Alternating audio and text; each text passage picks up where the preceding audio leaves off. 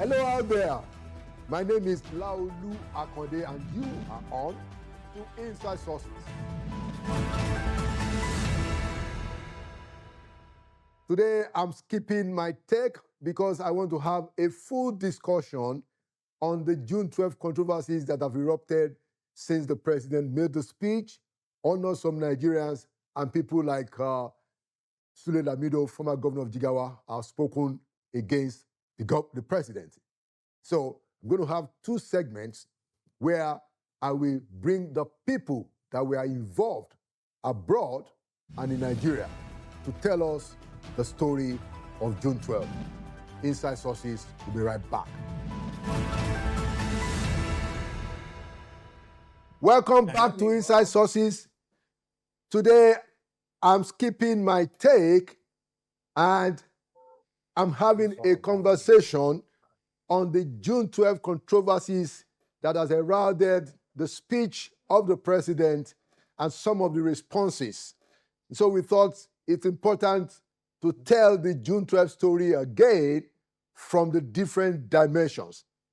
And so I'm opening the show today with somebody who was pivotal to the work of Nigeria's democracy struggle abroad. He was central to the renaming of the Nigerian Embassy House in New York after Kudirat Abiola, and he was a Nadeko chieftain abroad. I'd like to welcome to Inside Sources an activist and a politician, an APC chieftain in Osun State, Chief Jumoke Ogunkayede. Chief, like we called you in New York, chairman, welcome to Inside Sources. How are you? Very well. Yes, you call me chairman in New York. I've been in Nigeria for some time now, and when you are in Rome, you act like a Roman. Exactly. I'm the leader of the federal constituency in Osun State in APC. But I will still take chairman because you know me for many years. Thank you. Exactly. You are the chairman of the United Committee to Save Nigeria in New York, and that was the committee that worked with the New York City Council to rename that street corner after Kudirat. But let's start, this conversation on a general note. The president, who you guys worked with also in the Nadeko struggles, has now spent 2 years in office. What would be your assessment of what he has been able to do and what he has not been able to do? Chief. Interestingly, the president has been doing his best. And I can now say this quite openly. What he told Chief Enaoro, Chief Anthony Erumasele Enaoro, that he would do when he was saying he would like to get into politics actively was to change Nigeria for the better. And I'm convinced that he's doing exactly what he said. I will remember a time when Chief Enaoro said, Ashwaju was not coming to our meeting anymore. And he said we should forgive him because he had said he wants to run Nigeria and he will do his best. That's exactly what he's doing now. All right. And so just for context, I saw that you brought the name of Chief Enaoro. Chief Enaoro was also abroad in exile, during the Abacha days. And Chief Enaoro was active with people like Chief Ogunkayede, Professor Wole Soyinka, shepherding the struggle in the United States in particular. I can hear you. Let me just make a little correction. Chief Enaoro was the head of Nadeko, whether abroad or in Nigeria. He came into America May 11, 1996, where I received him at JFK Airport and had a little reception for him. He was in charge of Nadeko at home and abroad. The deputy to Chief Enaoro was Chief Abraham Adesoya. Okay, thank you for that correction. And this is part of the stuff that I wanted us to sort out. Okay, so back to my question. So the president, President Bola Ahmed Tinubu, listed a number of Nigerians and gave national awards to some of them. But some names were missing, such as the name of Chief Ajasi, Mr. Ayo Padokun. I'm not sure now, whether Chief Enaro's name was included. But I wanted your take. What's your reaction to the list of the people that were honored? Well, with the person occupying the post of President Bola Ahmed Tinubu, it's easy to not capture all the names of those people who participated very, very actively. Uh, Ayo Kwadokun, Chief Ayo Kwadokun is still the Secretary of NADECO. As a matter of fact, we spoke yesterday.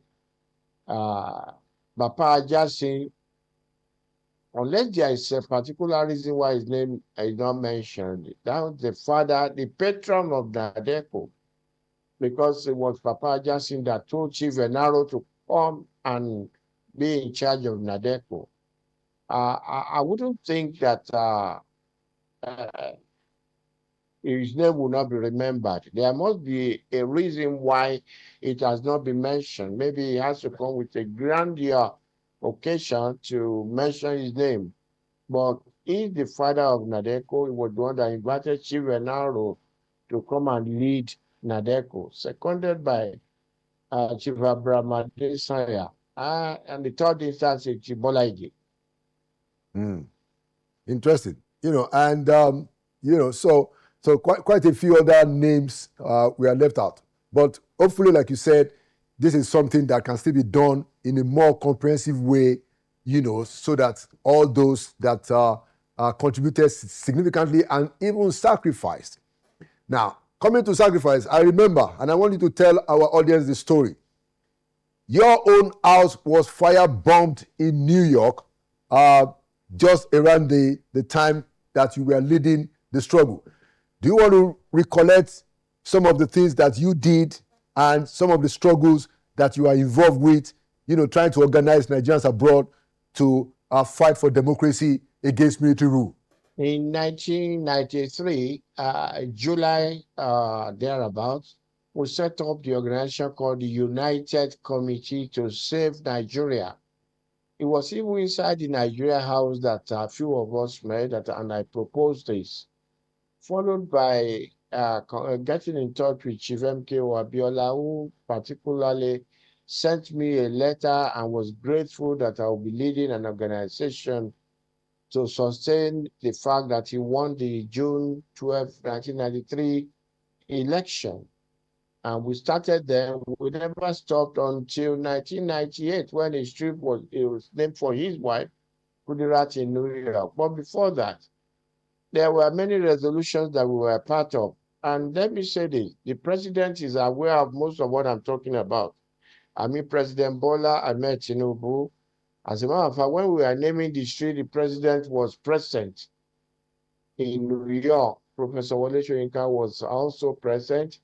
The current minister or special advisor on information, Bayo Nanuga, was present at that event. Well, it's to err is human. And that's the only way I'm going to say, well, if they don't remember what I did, there must be a reason for posterity to forgive them. I lost my house May 15, 1996, because I was fighting for what we believed in New York City. The police department, the FBI, everybody investigated this. It can be Googled. And it came out that they couldn't find anybody who could have done it. That when it dug deeper, they questioned some people who said they were sent by the government of Nigeria in New York. At that time, Professor Agboola Gambari was at the United Nations there. And when Owa Obokun of Ijeshaland came to New York to confront him, why will you be part of the burning of the house of Jumoke Ogunkeyede? He said, no, his part of the embassy was not still doing that. that can be traced back to the military attache's office. And so when the police now got there, the military attache's office had diplomatic immunity, and so they could not, none of them could be arrested. I lost so much during the struggle, but God saved my life. There was a time that only 3 people were being protected in all of the US. Chief Anthony Enaro, Professor Wale Soyinka, and the humble me, Jumoke Ogunkede, for our activities to make sure that the peoples of Nigeria uh, enjoy the fact that they voted for somebody and he won. Our activities were numerous. We were in collaboration with many groups, even in Washington, D.C., the likes of Lanre Banjo, Professor Paraji, and in California and all over Segun Ajibolu from North Carolina. But I led a group that Professor Wale Soyinka can attest to, even what God gave me grace to do. We fought honestly, we could not sleep in our homes. We did our best, but I guess our best was not enough. President Bola Ahmed Tinubu knew everything. He would not support people fought against the democratic struggle to be honored. But there are a few of our people that should have been recognized. 2 of us were singled out by Channel Zero, is a TV station in Canada. Uh, Governor Kayode Fayemi, who was in England at that time, and my humble self, Jumoke Ogunkede, in New York. This TV station, well, that's very popular in Canada, spent a couple of days with me, interviewing me. They did the same thing with Kayode Fayemi in London. My point here is, whatever happened, Kayode Fayemi got something out of the struggle, became governor. And he was able to do his best to please the people of Ekiti State. But why nobody will even remember what I did? I'm not praising myself, but I must also reference something. The male lizard went on top of the Iroko tree. He looked to the left, he looked to the right, then he jumped. Nobody clapped. Then he said, if nobody praises me, I will praise myself. God gave me the grace to fight for this nation. Several times my life was in danger, but by the grace of God, I am alive today, and I give that glory to God. However, I'm not blaming the president for this. He's too busy to oversee the whole nation. But the list of people actually struggled for a united Nigeria. They are not limited to those people who are given accolades or award. But I know we're not talking about people who just participated, who joined the march. People who actually put their life on the line. I will remember, I want to remind Mr. President, when Chief Anthony Enaro led us to 10 Downing Street in London, the people who were there who led this struggle was Chief Anthony Enaro, Professor Wale Soyinka, President now, Bola Ahmed Tinubu, and myself. There were other people there. There came a time that information came from 10 Downing Street that they could only allow 10 people to go in. Of course, the 10 people will include the leader, Chief Anthony Enaro, Professor Wale Soyinka. At that time, it was Chief Anthony Enaro who called the current president of Nigeria to the side and say, Bola, let's get a woman. Yeah, everybody knows you don't really have to be part of this to go in there. But Jumoke, please give us a woman from the US to go into then Downing Street so that the European will not say we are too chauvinistic. I'm saying this to say what God gave me grace to do. General Alani Akinade will attest to what I'm saying. Admiral Kanu of blessed memory will attest to this. Later on, though, Colonel Adebayo, Cornelius Adebayo, Yes. who is grievously ill. I hope he stays alive. Was even firing Chief from Colonel Canada Adebayo again just was passed a few days ago. oh okay. It's a shame that a man like that would die and would be unsung. He did his best. I was coordinating his support in Canada under the direction of Chief Anthony Enaro. We make sure we were maintaining Chief Cornelius Adebayo in Canada. May his soul rest in peace. Amen. Listen, the president of Nigeria said he would do some things to make Nigeria move forward. I believe he's doing it. I'm convinced he's doing it. We are in the same party, but there is no way the same president could have been able to see all of those people work tirelessly. And at this point, I am not saying people who marched, who rallied, people who actually put their lives on the line. And because we were at the eye of the storm, the story will not be complete.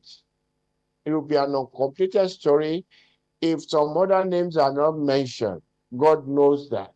And I'm sure this will be corrected. Okay. Before around that time, I wouldn't want somebody like Abacha to recognize me.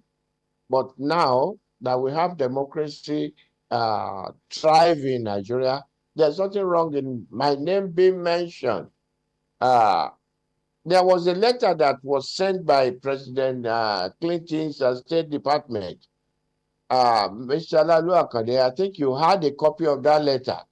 Yes. When we were trying to name a street in New York, and the Abacha regime challenged America and sent a letter to President Clinton. The office of the President of America replied them that Jumoke Ogunkoyede, according to their record, is not a fugitive because Nigerian government under Abacha called me a fugitive from Nigeria. And why should I want to do something and America will support it? President Clinton's office replied them, according to their record, Jumoke Ogunkoyede is not a fugitive, and New York has a right to do whatever New York wants to do in terms of naming a street for Kudirat Abiola, the woman we call a woman of silk and steel, who stood for democracy, supporting her husband. Our activities were not limited to just the Abiola. We did stand up for Sarawiwa and the Ogoni Nine. We were totally immersed for what we were doing. But came the point in time insult Abiola. We had to remind him in New York. It was October 1, either 1994, when he was the foreign minister, that Mr. Jumoke, you should have been leading a group of people that will give me a letter to go and beg Abacha in Nigeria to release Abiola. Why are you fighting that he should become the president? There was ruckus. The meeting took place in New Jersey that year. Who was the foreign minister then? I was Baba Gana Kingibe. Okay, so it was Baba Gana Kingibe that was telling you this. Yes, and I had to tell him that Chief Abiola made you the vice president of Nigeria, and you are now making yourself a second fiddle. Why will you be defending Abacha? That we should be begging him to release Abiola? Several nights, several months, I never slept in my home, but I gained a lot from Chief Anthony Enaro that taught me how to maintain or sustain a struggle. It's my joy. I'm not a young man anymore. It's my joy that this struggle was consummated and we got results. And I'm very happy that uh, President Bola Ahmed Tinubu is in charge of this ship of state. And I'm sure it will land in glorious places. Okay.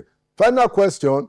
The former governor of Jigawa, who was then the national secretary of the Social Democratic Party, the party that on which Chief MKO Abiola ran, Jigawa made a statement and said that President Tinubu supported the annulment of June 12. What's your reaction to that? I'm sorry to say he must have been drinking something. President Tinubu stood up for this. Let me tell you an instance. We were having lunch in Alexandria with Chief Anthony Enaro. As at the time we finished eating, should we ask Papa Enaro to go and clean the dishes? No. At that point, President Tinubu now was almost shedding tears, saying, look at how we found ourselves. Well, this must be a struggle that must be completed. When he was also giving instruction to go and bring all the diasporian Democrats together, people who are involved in the struggle, President Tinubu came to me in New York. I introduced him to the world. God gave him grace to be able to bring all the warring, disagreeing parties together in the struggle in New York. Can I say something out loud here? Mm-hmm. Well, I hope the president will forgive me. I saw him, he started to cry. He was wearing a light brown suit. He was crying that we are doing all of this for a nation, and you guys are still quarreling amongst yourselves. Wow. Why don't we forget our disagreements and unify to make sure that we have a Nigeria of our dream? Yes, because I welcomed President Tinubu to New York at that time. I'm much qualified to say this. Other people who were in New York at that meeting will attest to what I just said. He worked his heart out to make sure that Nigeria does not go to ruins. So we're grateful that he's now the president of Nigeria, but collaboratively, we made sure that the hands of Abacha did not prevail. By the grace of God, I'm glad to be alive, to be part of this struggle that we're continuing. Okay. I mean, the democracy that we are enjoying.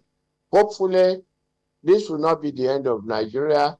At a particular point in time, people were wondering, will Nigeria survive? Those of us who carry on fighting for this nation should not have been forgotten. Not me alone. There are so many of them, but the few of them put their lives on the line. I am among the first 10. Okay. God knows that. I don't know too many people who lost their homes except General Kiriade and a few others who lost their homes during the struggle. My house was firebombed on May 15, 1996. We were to start a vigil for Kudirat. No, June 15, forgive me, June 15, 1996. We are to start a vigil for Kudirat Abiola, all night vigil, on the 17th of June of the same year. And I had on a shirt. I could not sleep in my home. We were just trying to do our best to make sure, in spite of the fact that some of us did not live in Nigeria then. They're talking about Nadeko abroad. What brought about Nadeko abroad? When the current president and Chief Enaro and the rest of them joined us in America, there had to be a demarcation. Those people came because of the struggle to leave Nigeria. And those of us that supported them, January 2, 1990, I think it was 1995, Chief Rav Obiora said he got information from Nigeria that I should lead Nadeco. I didn't know what Nadeco was. I had to ask, please, what is Nadeco? and that is National Democratic Coalition. Can you join NADECO as a person? At that time, no. Organizations joined NADECO, but it was during our time that they extended. You can join as an organization. You can also join as an individual, because we are leading the struggle abroad. Many other people participated in this struggle. It's not something that should be monopolized. As I said, there is no way a person like President Bola Ahmed Tinubu will remember everybody, but some of us are very significant in the role we play, that we should not be wished away by whoever compiled those lists for President Tinubu. Okay. But I stand with President Tinubu because to see democracy thrive now, what he's doing will make Nigeria better tomorrow. So Okay. I am with him on this. Thank you. But I'm not happy that with what happened, the people will not even talk about some of us. Okay. Thank you so much, Chief JMK Ungwedi, Jumoke Ungwedi. I was, witness, to a lot of these things that you said. I was in New York in 1996, 1995, 1996, before I relocated in 1998. So I knew all these things that you are saying, and that's why I brought you to tell the story. Specifically, I can't forget the hearing at the New York City Council where Professor Wole Soyinka was speaking in support of your push to rename that corner of Nigerian House after Kudirat, and the Nigerian permanent representative then, Professor Gambari, was opposed. I remember doing a story. It was very, very significant event. So clearly, a lot of people, such as yourself, such as Chief Adekunle Ajasin, such as Mr. Ayo Padokun, such as Babafemi Ojodu, such as Olisa Agbakoba, quite a number of people were left out in that list. And like you said, we hope that the president will fix it. Final question to you. I wanted to ask, because I know that you're also a politician. Are you going to be running for office anytime, Chief Ungwedi? Last question. There is a president, the one president in America, that's Reagan, said, never say never. But I would not, for me to talk within my limitations, I would say no. But because you never can say never, you don't know. I am not liquid. I don't have enough money to run for anything, but I'm enjoying the victory that we have so far.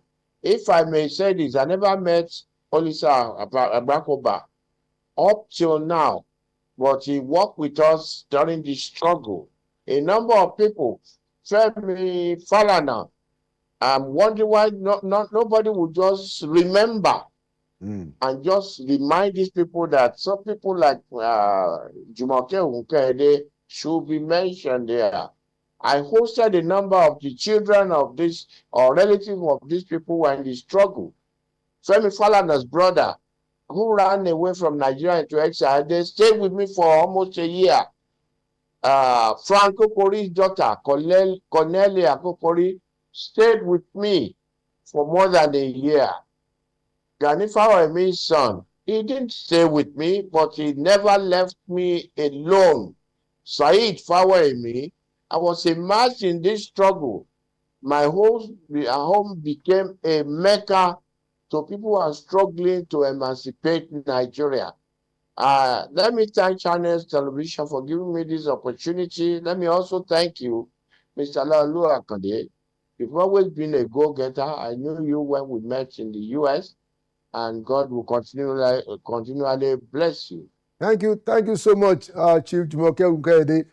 Thank you for all that you did. When I came into New York in 1995, it wasn't easy to figure you out because, the story of what you were doing was all over the place. And as a young reporter, I needed to get some good stories. And following you and reporting your activities, gave me those good stories. Thank you for your service then and now to our country, and thank you for coming to Inside Sources.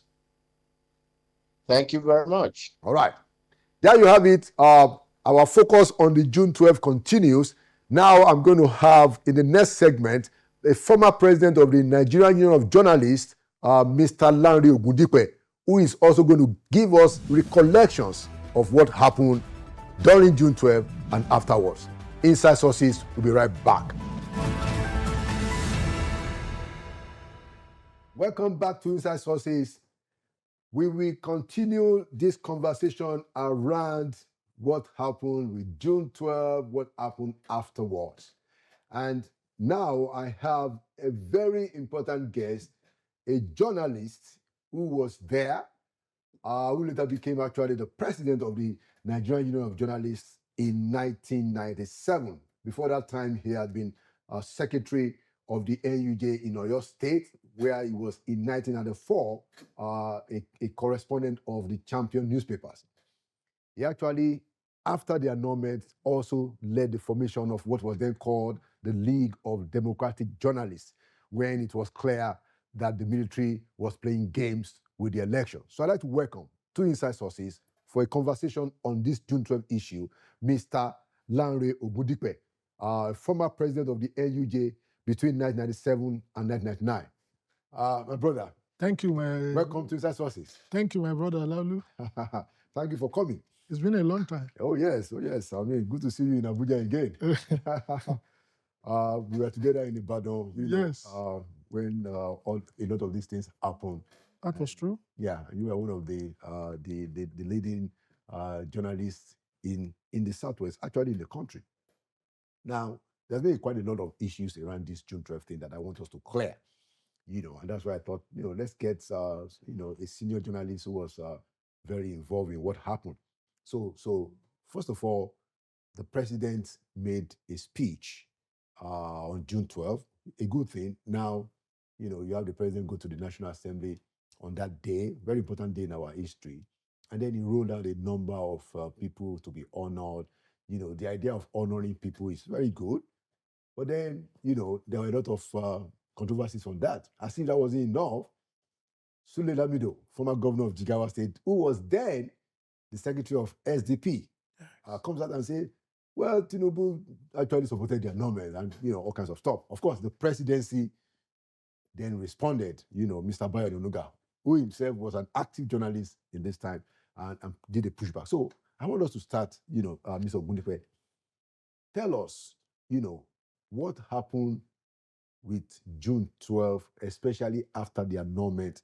What kind of games, what kind of circumstances, what's your own major recollections, just to help Nigerians understand exactly what happened? You see, the issue of June 12 thrown up so many issues that time may not be there for us to look at. But the truth of the matter is, it was a time some of us can never forget in our life so easily. June 12 came. Leading to that, Babangida administration had been playing games, all sorts of games, shifting the goalposts from one end to the other. But as an observer, those of us in the media, we kept on monitoring the development. And what we later came to see was that election was held, results were being announced. Abruptly, they stopped the announcement of the results. Some of us were on the move, monitoring election all over. When the news came that they've stopped the announcement, what could lead to that? Because it was peaceful. In fact, at the time they announced the stoppage of the announcement, I was in Ikiru, Kusamoto's hometown, the chairman of NRC. So, and I went to Kusamoto in his lifetime. What happened?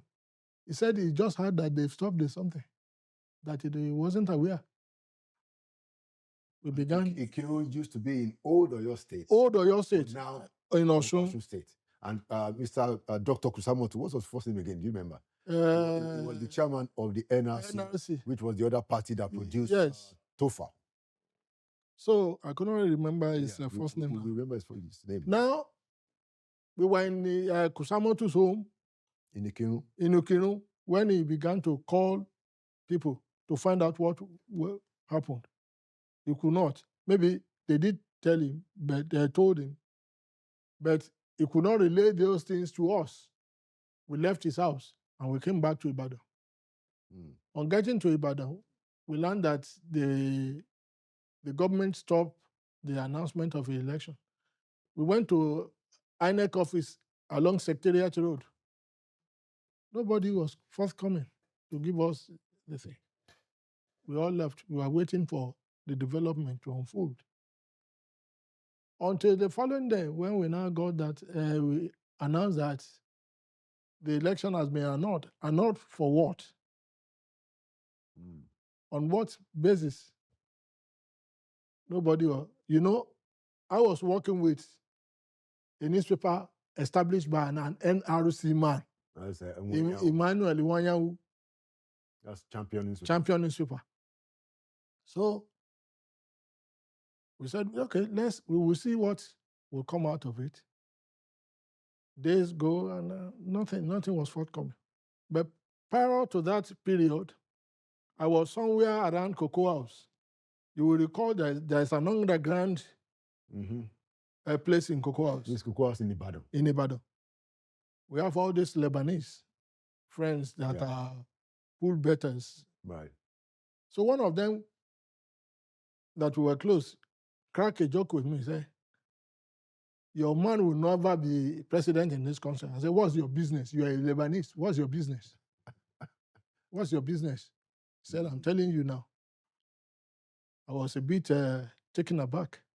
This was a Lebanese telling you that. Telling me that. I now faced my friend, Tony Esson. You know Tony Esson? Yes. I said, Tony, you hear what that? Yeah, what he said?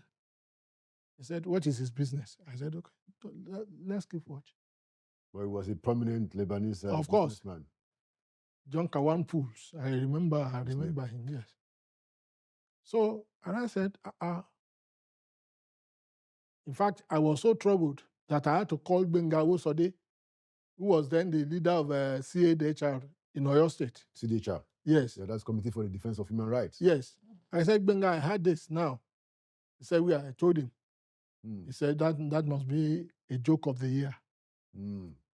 I said, let's keep our finger crossed and see what happens thereafter. So, but we later discover that information was correct. Correct. It was from there, then, Ladi Lawal, who was then the president of NUJ, right, from Lagos State Council, now summoned those of us that he could identify as progressive within the union. Okay. Into a meeting that now it has happened. We need to stand up for the voiceless in the country. And it was at that time that Aka Alao Bashono put up the Campaign for Democracy. We were deeply involved in the Campaign for Democracy. Okay. And we got the marching order from Ladi Lawal, who was then our president. Right. That at our state councils, we should all be involved. In the work of Campaign for Democracy? Yes. And it was from that place that I took up the challenge. Dakwaderagba, the late Dakwaderagba, was my chairman then. In Oyo State? In Oyo State. You were the secretary of... I was the secretary of NUJ. Dakwa was not favorably disposed to all this agitation. Yeah, because he was working for a government... He was working with a Broadcasting Corporation of Oyo State, BCOS. It's government-owned. Government-owned. Military government-owned. Yes. So, I was somehow given a tacit approval that go and represent us. So that gave me the leverage to participate fully in all the workings of the activists in the state and the student union of the tertiary institution. That was how we started. And we got along very well until we now discovered that the then federal government had infiltrated the NUJ and hijacked the structure through the late founder of today's newspaper, Abidina Kumasi, a senior brother to the former Inspector General of Police. So when we got the wind of that, we also made up our mind that this is a battle that we need to face squarely. Okay, so who was the president of NUJ at that time when Abidisina Kumasi tried to... Ladi Lawal. You know, Ladi Lawal came up after Sani Zoro in Sokoto in 1994. Okay. He defeated other candidates. And Abidisina Kumasi was working with few elements from the NUJ to truncate that something. So what did they do to truncate Ladi Lawal's election? Yes. Okay, and did they throw up a faction? They threw up a faction led by late Boni Iwoha. Aha, that's the point. Okay, so that was how the NUJ was, became polarized. It's polarized. Yes. Okay. So at that point, those of us who knew the undercurrent and what we intend to do with what was on ground followed Ladi Lawal. Okay. We went to Akwa Ibom for the NEC meeting of the union. And at the NEC meeting, they wanted to arrest Ladi Lawal there. Myself and late Tunde, what is his surname now, of the Guardian newspaper, correspondent in Ogun State. Okay, yeah, I know, yeah. I can't remember his name too, yeah. Yeah. We stood our ground that Ladi cannot be arrested here. And we shielded him to safety. That was in Akwa Ibom. That was in Akwa Ibom. And this was 1993? 1994. 1994. Oh, okay. So this was already 1 year after the... Yes. Babangida had left. So was this under Abacha? Abacha, yes. Okay. So let's take that story forward from there. So what happened? What's your own recollection of what happened? Because I remember that a lot of the people that were on Abiola's side, initially supported the Abacha government. If you remember, people like Jakonde even became ministers.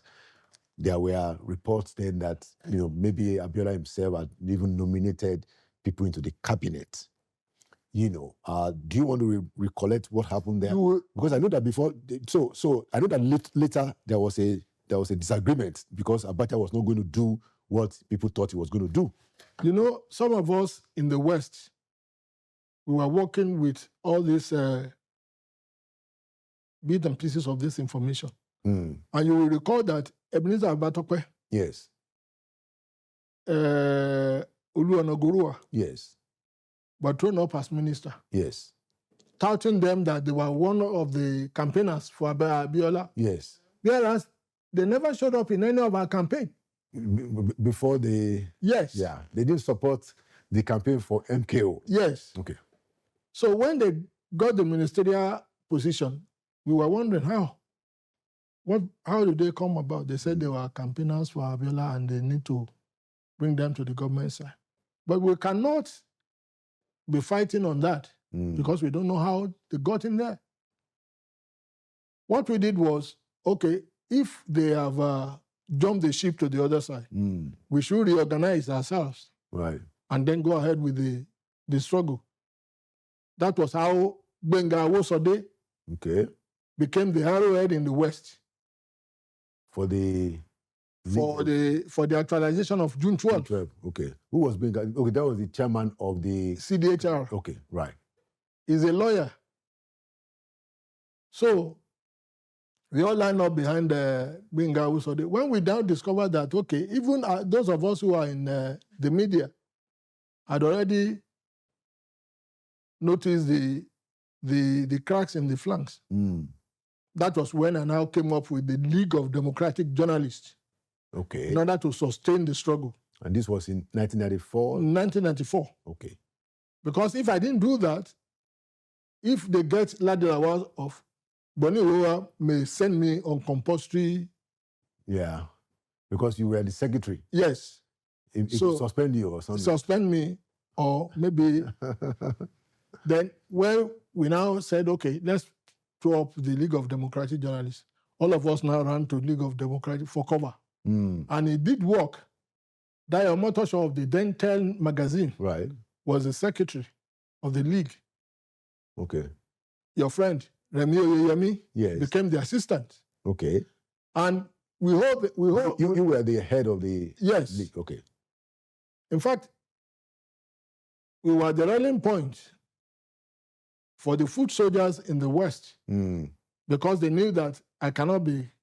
You're going to be compromised. Yes. Of course. We all know that. My cousin, my late cousin then, Lamidi Adedubu, called me. That was the strong man of politics. Yes, I called me and said, Larry, what is the matter with you? Who was Adedubu in NLC or SDP? I think it was in SDP. He was in SDP, but you know him. Yeah. He was going to cut a deal like yes. Lamido and the rest of them actually did. He said, what is the problem with you? All of us, your elder brother, we are supporting this government. You're supposed to toe our line. I said, I cannot toe your line. I cannot toe your line. So let's take it forward to what is your own reaction to the claim by a former governor of Jigawa, who was the SDP secretary, that the current president, supported the annulment. How do you see? When I first heard the statement, I laughed. I said, this man must have woke up from the other side of the bed. From the wrong side of the bed? Yes. Because he was the secretary of SDP. Tony Anene was the chairman of SDP. The two of them buckled when it matters. I remember a press conference held by the late Rimi, which Lamido was in attendance. They claimed that they were not in the party because of Abiola. So what does that mean? Because Lamido Adamawa was a protege of Abubakar Rimi. Of course now. So I just laughed. I said, see these people. They want to rewrite the history. Do you remember the year of that? That would be 94, 95, that press conference? It was a year after the annulment of June 12th. Yes. But part of the, because I have read portion of Chief Tony Anene's book, part of the impression was that when Abiola was leaving the country, he didn't tell them. He didn't tell them, and they felt that he abandoned. He abandoned them. That claim is neither here nor there. Here is someone in the midst of the struggle. And some of you who are his lieutenants are saboteurs. How will I now confide in you that I'm traveling out? Interesting. He is saying, Tinubu, do they know how those declaration came about? And the declaration, for the benefit of our audience, this was what was done, when Abiola now came back. Yes. Came back and he asserted. It was the same Tinubu they are accusing now that put up all those programs. Please tell us, the role that Ashwaji Bola Ahmed Tinubu played in the June 12th, based on your own recollection. You see, in the June, all of us that were involved or were the barricade on June 12th will attest to the fact that the president, Bola Ahmed Tinubu, played a noble role all through. He was the one bankrolling all the protests in the West. He was the one bankrolling all the protests in the West. I can say that one. Okay. So where were these people? Lamido said Mama Yaloja Abibat was the one organizing the women for to support the annulment. That was not correct. Why didn't he mention his colleague in the same a woman, Titilayo Ajanaku, and the rest of them? They were prominent members of that something supporting the annulment. So it was more of your own view. It was more of the Ajanaku that were supporting it, not Abibat, not Madam Abibat. Okay, interesting. So last question that I want you to also give us your take. In the list of the people that were honored, by President Tinubu in his speech, he left out the names. Quite a few names were left out, but I want to highlight just two. Chief Michael Jackson, who was the chair of NADECO, and Mr. Ayo Padukun, who was the secretary. In your own view, what ought to happen? I mean, why did that happen? Or what will you suggest? How should this be managed? You see, those who compile, I can say that the president may not be the one who actually compiled the list.